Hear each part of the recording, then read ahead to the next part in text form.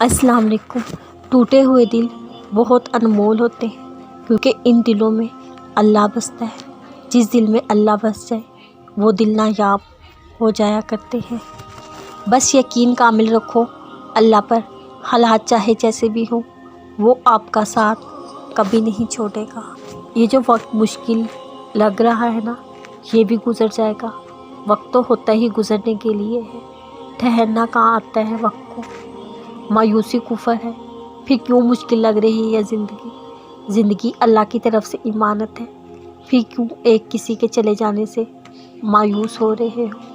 یہ گھٹن وقت بس وقتی ہے، آزمائش جب اللہ نے دی ہے تو اس سے نکالے گا بھی وہی۔ تم بس اس پر یقین رکھنا۔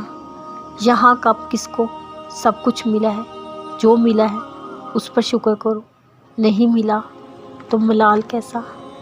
جب وہ رب دے سکتا ہے تو کیا لے نہیں سکتا۔ جب دیتا ہے تب تو خوش ہوتے ہو، اگر لے لیتا ہے تو مایوس کیوں ہو جاتے ہو۔ وہ رب تو آزمائش بھی انہی کے ذریعے دیتا ہے جو آپ کے قریب ہوتے ہیں۔ وہ دیکھتا ہے میرا بندہ ہمت ہار جاتا ہے یا صبر کر جاتا ہے، اور پتہ ہے جب آپ صبر کر لیتے ہیں وہ آپ کی منزل آپ کی پسندیدہ بنا دیتا ہے، وہاں سے جہاں سے آپ کا گمان نہیں ہوتا۔ اس کی رضا میں راضی ہونا اتنا مشکل نہیں جتنا آپ نے خود پر حاوی کیا ہوا ہے۔ اللہ کی رضا میں راضی ہونے کا مطلب یہ ہرگز نہیں اب دعا مانگنا چھوڑ دو۔ بس یقین کامل رکھو اللہ پر، حالات چاہے جیسے بھی ہو وہ آپ کا ساتھ کبھی نہیں چھوڑے گا انشاءاللہ۔ سوچو اگر اس نے دعا قبول کرنی ہی نہ ہوتی وہ تمہیں تہجد تک لاتا ہی کیوں۔ تم اس سے فریاد کر کے تو دیکھو، وہ تمہاری فریاد ضرور سنے گا۔ وہ تو سب کچھ دینے کے بعد بھی کہتا ہے کوئی مانگنے والا جو مانگے مجھ سے۔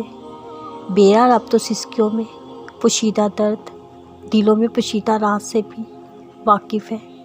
جب یقین کا دامن مضبوطی سے تھامو گے تبھی تو معجزوں کو سامنے لایا جائے گا۔ جب راستے نظروں سے اجل ہو جایا کرتے ہیں تبھی تو معجزے ہو جایا کرتے ہیں۔ یقین سے آگے، گمان سے باہر، بار بار دل میں ایک ہی دعا کا خیال اتفاق تھوڑی ہو سکتا ہے۔ ناممکن کے راستے نظر آنے کے باوجود دل میں ایک ممکن کی آس، بھلا اتفاق تھوڑی ہو سکتا ہے۔ تہجد کے وقت اللہ وہ دعائیں بھی سن لیتا ہے جسے دنیا ناممکن کا خطاب دے چکی ہوتی ہے۔